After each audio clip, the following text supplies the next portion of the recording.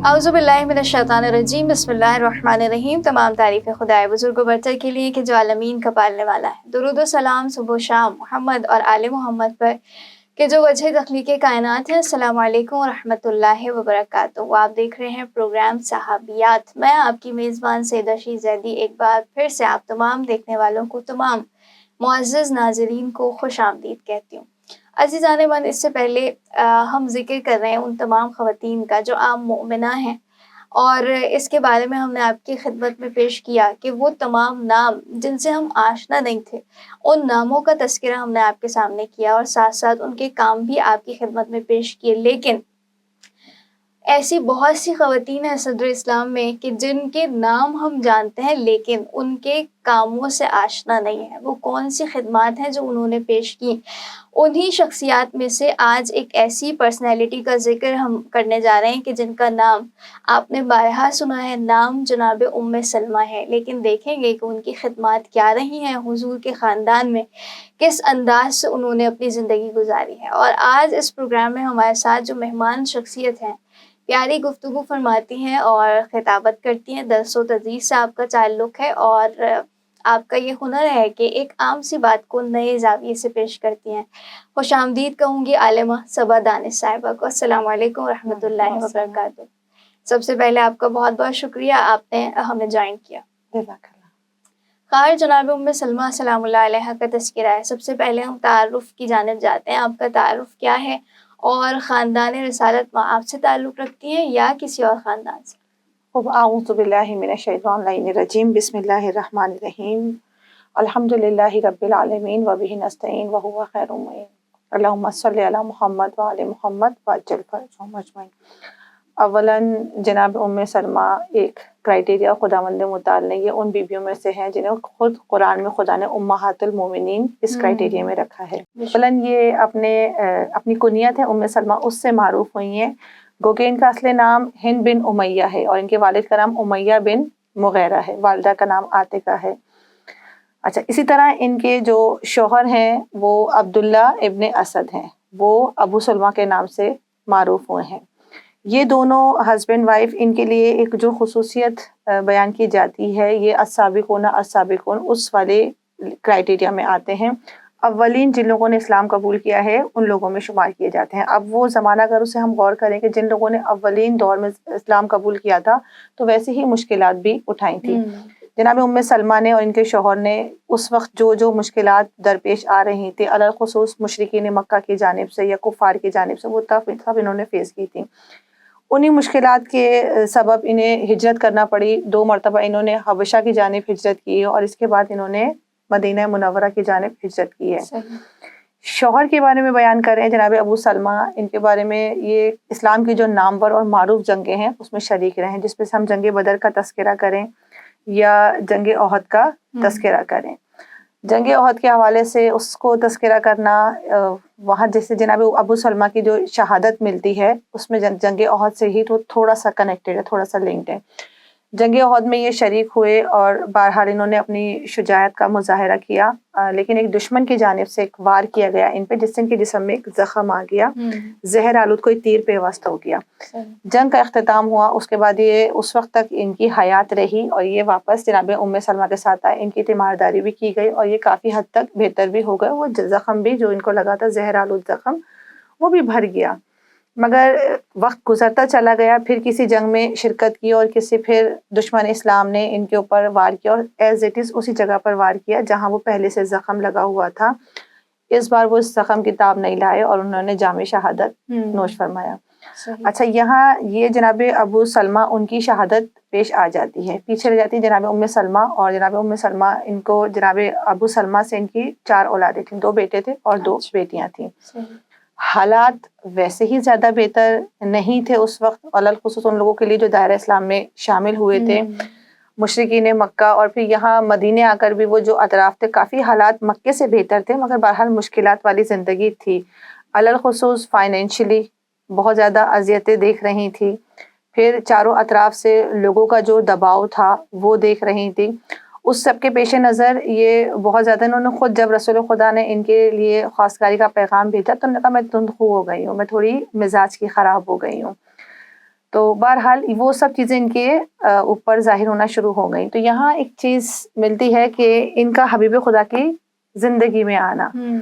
یہاں ہمارے لیے ایک درس ہے کہ خداوند متعال نے ان کے شوہر راہ خدا میں چلے گئے, ان کا ظاہر اثاثہ چلا گیا, بہت اچھی مشکل سے تھی, ظاہر اسلام میں آئے تھے تو ایک ہدف تھا, زندگی کا ہدف تھا, اس ہدف کے باعث تکلیفیں اٹھا رہی تھیں لیکن مطمئن تھے, خوشگوار زندگی ان کی تھی. لیکن شوہر کے انتقال کے بعد یہ چیز ان کے لیے بہت زیادہ ناگوار اطراف نے بھی کر دیا تھا اور خود مزاجن بھی تھوڑی سی ان کے لیے اذیت کا باعث رہا.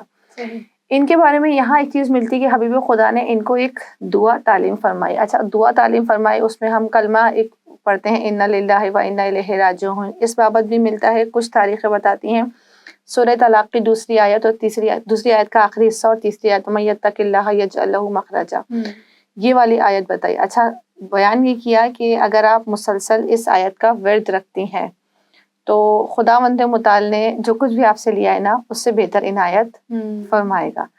اچھا, یہ کیونکہ یہ زبان پیغمبری سے, رسول خدا کی زبان سے یہ کلمات صادر ہوئے تھے تو ان کو یقین تھا, لیکن یہ دل ہی دل میں سوچا کرتی تھی کہ میرے شوہر ایک بہترین انسان تھے, بہترین شوہر تھے, بہت اچھا وقت گزارا ہے, ان سے بہتر انسان کون ہو سکتا ہے.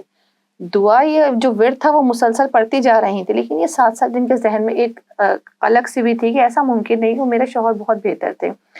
کچھ وقت گزرا, ان کے بارے میں ملتا ہے کہ سن 4 ہجری میں حبیب خدا نے ان کو خواستگاری کا پیغام بھیجا. تو جب پیغام بھیجا تو وہاں انہوں نے یہی جب حبیب خدا سے بیان کیا کہ میں عمر رسیدہ ہوں اور عیالدار ہوں, اور سب سے زیادہ یہ کہ میں اب مزاج کی اتنی خوشگوار نہیں رہی ہوں. بہرحال حبیب خدا نے پیغام بھیجا اور ان کے لیے دعا بھی فرمائی اور یہ بھی کہا کہ میں آپ کے بچوں کی کفالت کر لوں گا. اس طرح یہ حبیب خدا کی زندگی میں آئیں. کیا بات ہے, ایک اور مرتبہ عطا ہوا. اور واقعاً جناب ام سلمہ سلام اللہ علیہا, ان کا کردار اگر ہم دیکھیں اس زمانے میں کہ جب ایک خاتون ویسے ہی پستی میں تھی یقیناً, اور ظاہری اعتبار سے اتنی زیادہ انڈیپینڈنٹ بھی نہیں تھی, اس موقع پر وہ تمام صدر اسلام کی جتنی مشکلات تھی انہوں نے سہیں. لیکن پھر جب شوہر کا انتقال ہوا اور وہ مقام اور مرتبہ آپ کو ملا, ایک لیول اور آپ کا مقام بڑھا اور ام المؤمنین میں آپ کا شمار ہونے لگا. اور جب جناب ام سلمہ رسالت میں آپ کی زندگی میں آئیں, اس کے بعد آگے کے احوال کیا؟ یہ حبیب خدا کی زندگی میں آئیں, یہاں سے ان کی زندگی میں ہم دیکھیں تو ہمیں فضائل نظر آتے ہیں. خود حبیب خدا کی زندگی میں آنا, رسول خدا کی زوجیت نصیب ہونا, یہ خود ایک بہت بڑی فضیلت ہے. لیکن خود یہ ایک فضیلت ہم کہیں کہ از جانب خدا ہے, لیکن انہوں نے خود بھی بہت ساری ایفرٹس کی, خود بھی بہت ساری کوششیں کی ہیں. جناب ام سلمہ کی جب ہم فضیلت کی بات کرتے ہیں تو بہت سارے آپ نہ کہ یہ اہل بیت اطہار علیہ السلام کی تعلیمات یا مکتب تشیع میں یا مکتب اہل تسنن میں بھی دیکھیں کہ بہت ساری معتبر, سینکڑوں کی تعداد میں معتبر روایات جو میسر آئی ہیں ان کی راویہ جناب ام سلمہ ہیں. جناب ام سلمہ اولاً اگر اس کو ہم اس بات کو غور کریں کہ سن 4 ہجری میں حبیب خدا کی زندگی میں آئی ہیں اور آپ کی وفات سن 65 ہجری میں ہے, تو یہ پورا ٹائم پیریڈ ہے نا, یہ ڈیوریشن اہل بیت اطہار علیہ السلام اس گھرانے میں گزارا, یہ خود اپنے آپ میں ایک بہت بڑی فضیلت ہے. پھر ان کے بابت ملتا ہے کہ صلح حدیبیہ کے موقع پر یہ رسول خدا کو انہوں نے ایک مشورہ دیا, وہ بھی ایک بہت بہترین مشورہ تھا اور اس پر حبیب خدا نے عمل بھی کیا. بعد از رسالت مآب کے اس دنیا سے جانے کے بعد, پردہ فرمانے کے بعد, پھر ان کے کردار کے حوالے سے ملتا ہے یہ اپنا رول ادا کرتی رہیں. مگر زندگی میں ہی ایک چیز جو ہمیں بہت خاص نظر آتی ہے, ہمارے پاس آیہ تطہیر کے حوالے سے جو روایات ملتی ہیں اس میں بہت ساری روایات یہ کہتی ہیں کہ یہ جو پورا مارکہ اہل قصہ ہوا, یہ جو قصہ اہل قصہ ہوا, یہ جناب ام سلمہ کا گھر تھا. اب یہاں اولاً جب ہم حدیث قصہ کا مطالعہ کرتے ہیں, اس کے بیک پر جاتے ہیں اور ہم دیکھتے ہیں کہ ایک چادر تلے حبیب خدا ہیں, سید الاوصیاء ہیں, سید النساء العالمین ہیں, جوانان جنت کے سردار ہیں. جناب ام سلمہ بہت اہم رول رکھتی تھی اس گھر میں, اور وہ اپنا حق جانتی تھیں, وہ اپنی قدر و قیمت جانتی تھی. وہ آگے بڑھی, انہوں نے چادر پکڑی. اولاً حبیب خدا نے یہ تو واضح ہے کہ ان سے چادر کا کونا لیا, لیکن چادر کا کونا لینے کے ساتھ انہیں ایک سند عنایت فرمائی تھی. وہ کون سی سند تھی؟ آپ انجام خیر پر ہیں. زبان کون سی کہہ رہی ہے؟ وَمَا يَنْطِقُ عَنِ الْهَوَىٰ. وہ زبان زندگی میں ہی کسی کو انجام خیر پہ ہونے کی بشارت دے کے جا رہی ہے. یعنی یہ ان کا انجام, اب ہمیں سے کوئی بھی اپنے اس دنیا سے جانے کے بعد یا آخرت میں اپنے انجام سے واقف نہیں ہے, لیکن ام سلمہ ان لوگوں میں سے ہیں کہ جنہیں حبیب خدا کی زبان سے یہ سند ملی ہے کہ آپ کا انجام خیر پر ہے.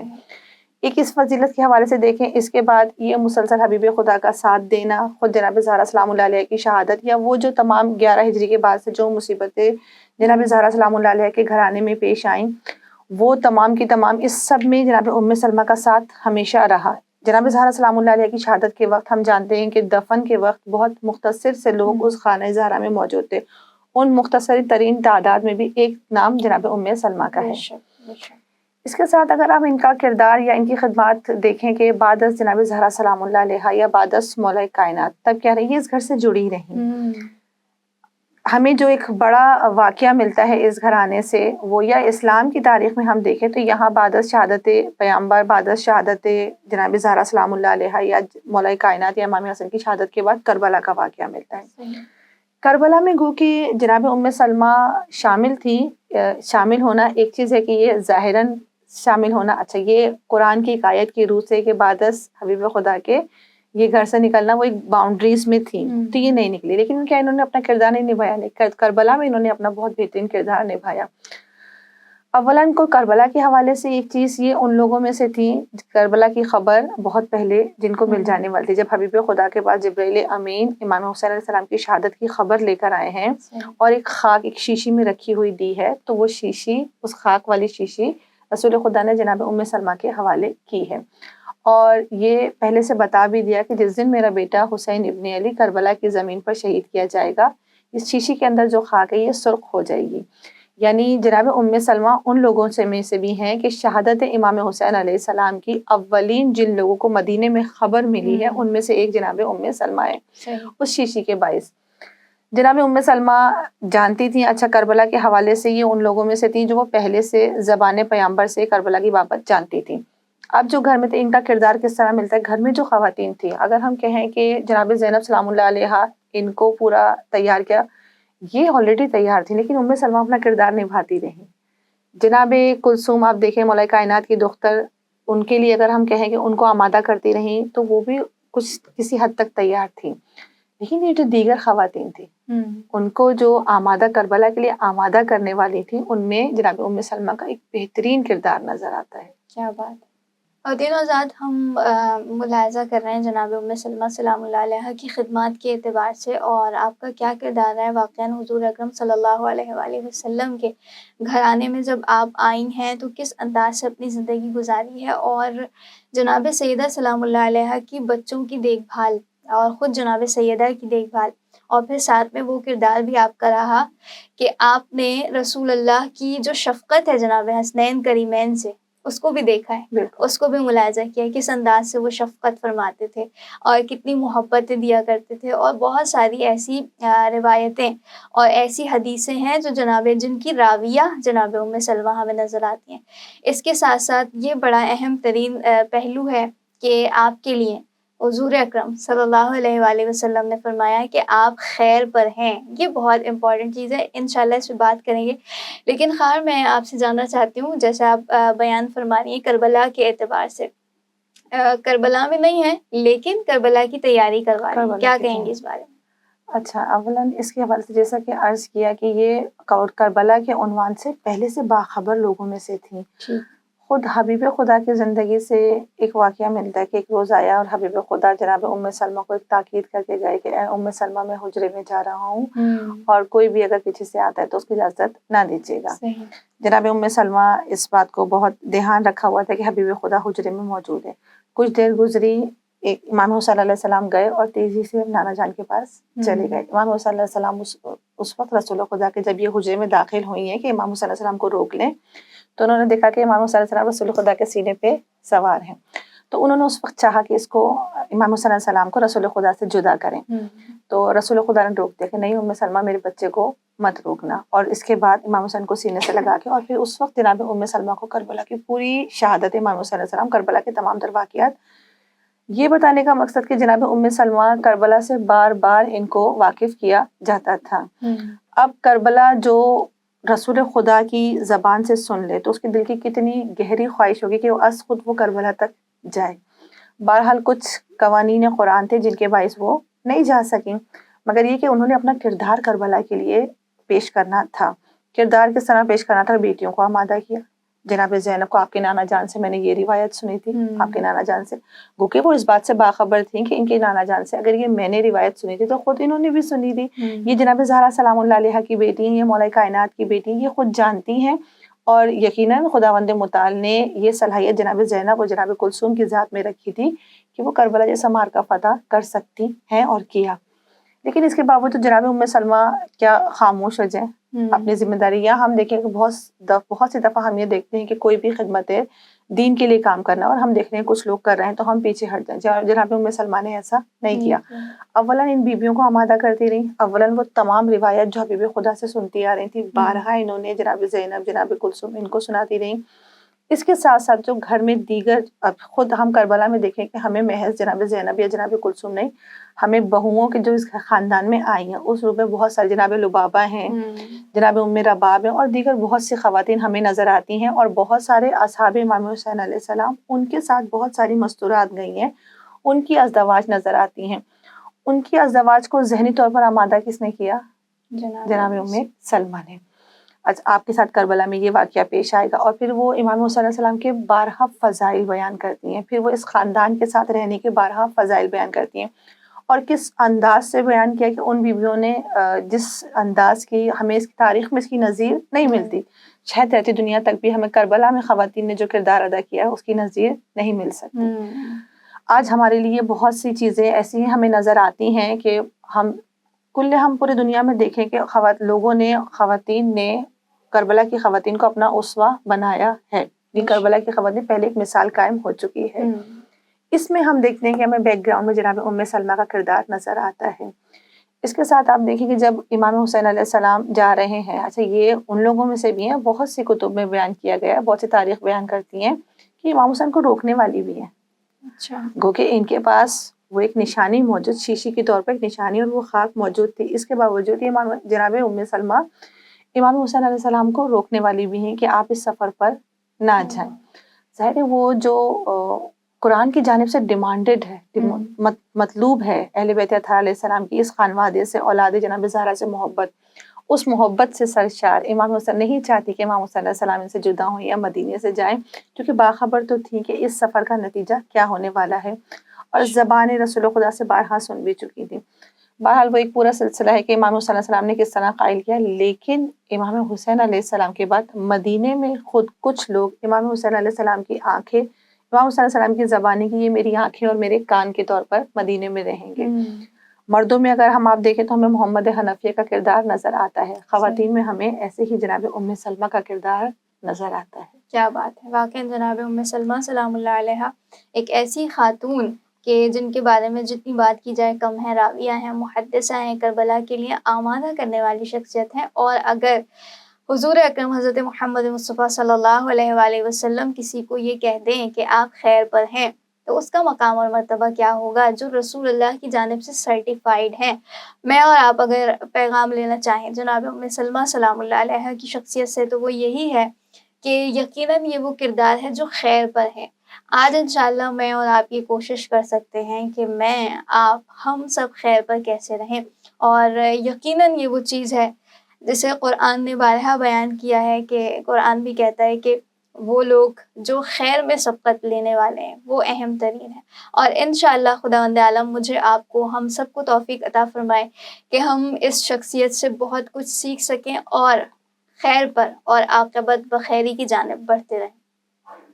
मैं बहुत शुक्रिया अदा करना चाहूँगी आलिमा सबा दानिश साहब हमारे साथ थी। आपकी आमद के लिए बहुत बहुत शुक्रिया। साथ ही अपनी मेज़बान सैयदा शहज़ादी को इजाज़त दीजिए। उम्मीद दीदार, खुदा निगहबान।